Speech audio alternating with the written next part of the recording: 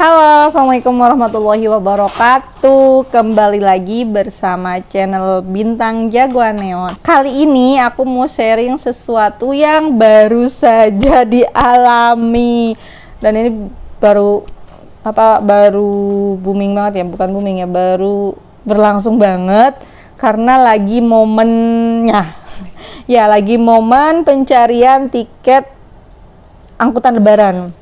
Khususnya tiket kereta api yang sudah bisa dipesan H-45 perjalanan keberangkatan ya. Jadi dari H-10 itu kan sudah bisa dipesan dari sekitar ya bulan Februari ini ya. Dan puncaknya hari ini tuh udah di hari H pemesanan ya kalau tidak salah, dan ini tanggal 25 Februari. Saya udah pesen di H-5 itu aja di tanggal Senin tanggal 19 Februari, hari Senin, hari sama Selasa. Jadi ceritanya sekarang kan pemesanan tiket kereta itu H-45 melalui aplikasi resmi ya, aplikasi resminya dari KAI Akses. Bisa juga dipesan melalui platform lainnya seperti Tokopedia, Tiket.com, Traveloka kayak gitu. Tapi biasanya ada biaya admin tambahannya ya. Kalau di KAI Akses itu pure hanya harga tiket saja. Nah, ini karena lagi musim pesan tiket kereta lebaran atau pesan tiket angkutan lebaran, saya mengalami trouble. Sebenarnya pas yang beberapa kali pesan ya, yang pertama itu kan pesan buat saya sekeluarga, kemudian adik, kemudian ada lagi pesan buat saudara ceritanya gitu. Jadi satu aplikasi atau satu akun itu bisa digunakan untuk memesan banyak tiket, baik itu di hari yang sama atau di hari yang berbeda, asalkan identitas penumpangnya itu tidak double tiket. Artinya ketika kita sudah ada perjalanan di kereta, misalkan kereta Bengawan ya, di hari yang sama, Bengawan tanggal 1 misalkan, itu satu identitas hanya satu. Jadi kalau seandainya double itu nanti kedetek Anda identitas ini Anda sudah punya tiket perjalanan di kereta ini, seperti itu. Nah, kebetulan karena harinya berbeda-beda, akhirnya akun saya memesankan untuk beberapa orang. Nah, puncaknya itu kalau H-5 masih aman, H-4 masih aman, dan ini yang untuk H-3 tanggal 7 sama 8 ya, 7-8 April, perjalanan 7-8 April. Nyoba tanggal 7 zong. Memang bangun jam 12 kurang 3 menit. Masuk antrian ya, sekarang kan KAI Akses ada waiting roomnya. Waiting room. Jadi sebelum kita bisa menampilkan jadwal keretanya itu ada cegatan. Apa ya bahasanya, pokoknya ada kayak kita antri berapa menit kayak gitu supaya trafficnya dia stabil, nggak semua nyerang akhirnya down. Tapi tentu saja ya, meskipun ada ruang tunggu seperti itu, saat jam-jam tertentu mesti tinggi, apalagi saat dibuka di awal-awal. Biasanya jam 00.01 itu mesti langsung diserbu banyak orang. Nah, tanggal 7 gagal karena bener-bener ngedown, padahal itu udah di 00.02 udah lagi nginput data penumpang. Itu tinggal dapetin kursi, tapi tiba-tiba keterangannya tidak tersedia kursi. Dan itu memang termasuk kereta banyak diincar ya, karena kereta termurah untuk perjalanan mudik itu di angka 70.000, dan itu di 2 menit pertama sudah habis. 2 menit pertama. Kemudian nyoba sampai pagi tetap kayak gitu, siangnya kayak gitu, sore udah bisa diakses tapi ya tiketnya sudah habis. Kemudian hari selanjutnya tanggal 8 jam 2 baru mulai mengakses KAI Akses.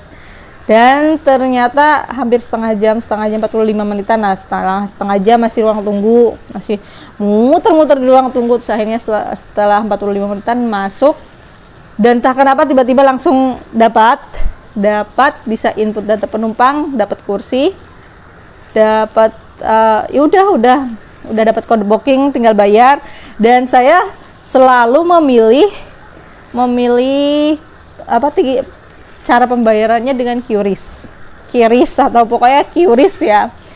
Yang mana itu kan cara pembayaran yang menurut saya lebih kayak simple gitu, dan nggak perlu ya keluar rumah, nggak perlu virtual akun atau apa, cuman tinggal QRIS terus scan udah selesai. Hanya saja memang QRIS ini tuh hanya 2 menit waktunya, dan traffic lagi tinggi-tingginya waktu 2 menit. Terus kan dari aplikasi kita pindah ke M-Banking ya. Kebetulan saya bayarnya pakai M-Banking.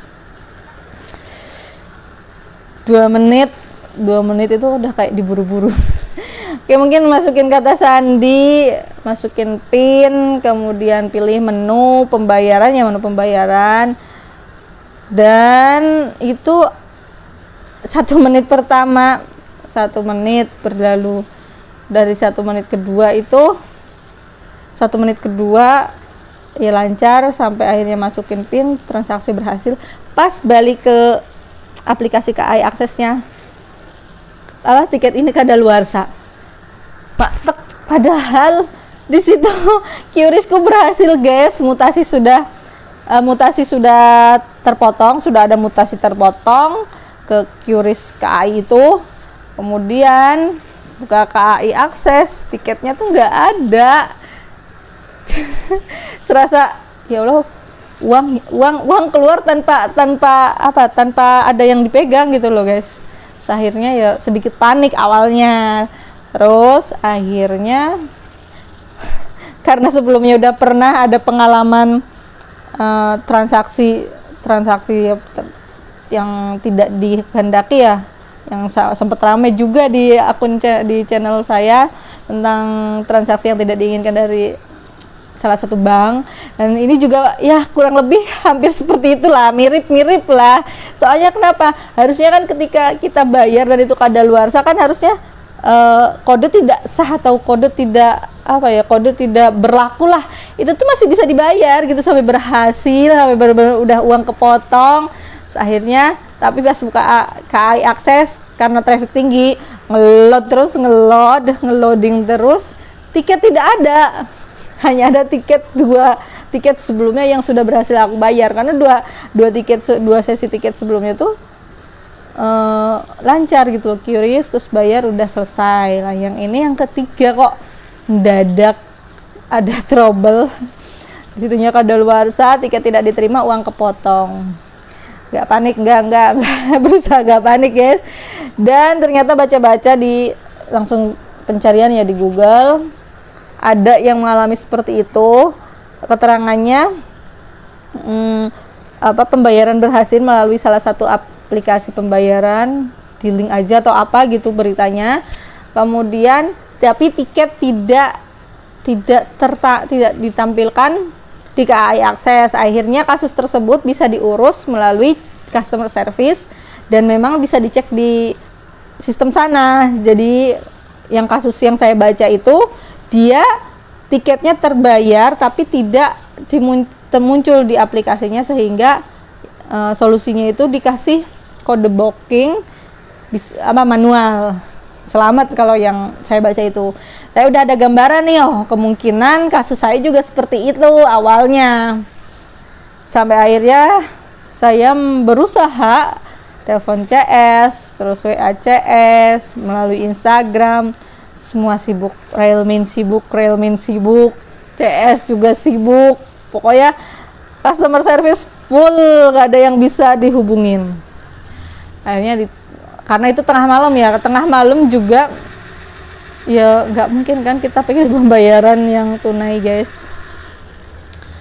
Terus akhirnya memutuskan itu untuk hari Jumat ya, hari kerja. Jadi akhirnya Jumat pagi saya ngurus ke customer service dan ternyata bisa dicek di sana. Sangat ada solusinya banget gitu loh, ketika ya ditanya itu, terus kita ngasih salah satu identitas penumpang yang kita pesan, itu langsung muncul ada berapa orang, ada riwayatnya lah. Dan ternyata status di sana time out, jadi nggak paid. Kalau seandainya berhasil terbayar itu paid, itu nanti bisa dikasih kode booking manual, tapi punya saya itu kasusnya time out, yang mana tiket tidak didapatkan, uang ya sudah masuk rekening sana, tapi alhamdulillahnya kasus seperti itu bisa diurus. Terus akhirnya dibantu sama customer service-nya untuk kayak upload pengaduan. Saya diminta identitas, bukti transfer, kemudian kontak yang bisa dihubungi, email kayak gitu-gitu. Terus diurus. Sebenarnya itu bisa diurus mandiri, ditawarin kalau mau ngurus sendiri langsung menghubungi call center yang dikasih ya 121. Tapi karena saya nggak mau ribet guys, akhirnya diurusin sama CS-nya, dikasihlah bukti transfernya kayak gitu. Terus beres, dibantu sama customer service, dikasih kode kasus, terus kode pengaduan lah kayak gitu, berapa digit angka, suruh dicatat.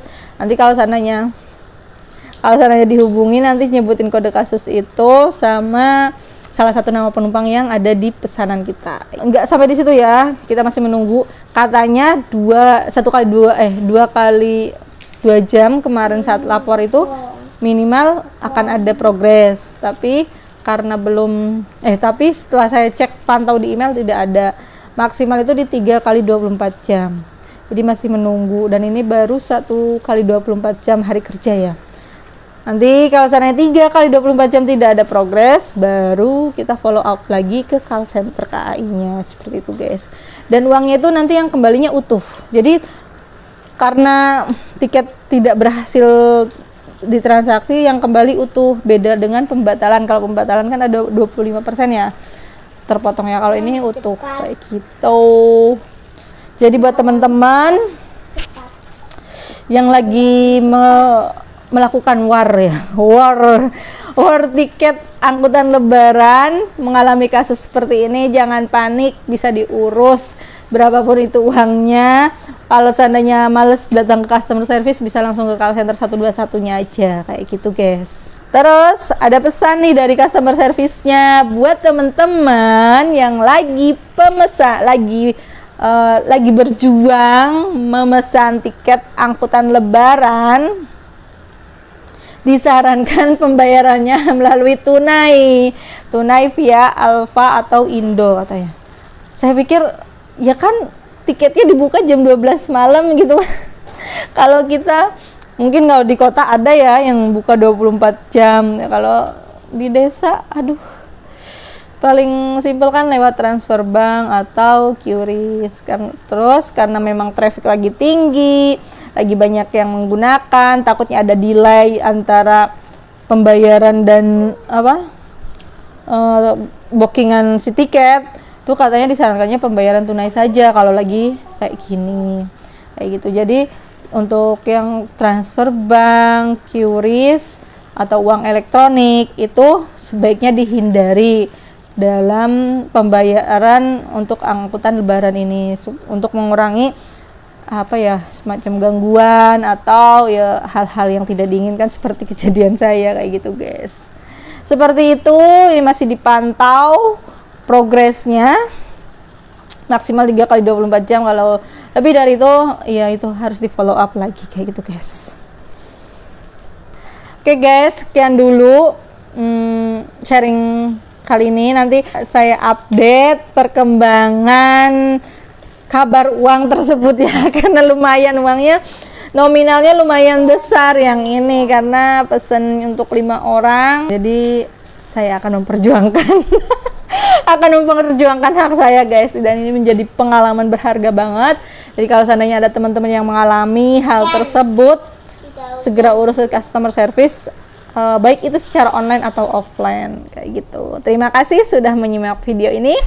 Mungkin ada teman-teman yang ngalamin juga, boleh komentar di bawah sini. Barangkali bisa membantu teman-teman yang lainnya. Seperti itu. Sampai jumpa di video-video selanjutnya. Semoga rencana mudiknya lancar, aman, damai. Amin ya rabbal alamin. Dadah. Assalamualaikum warahmatullahi wabarakatuh.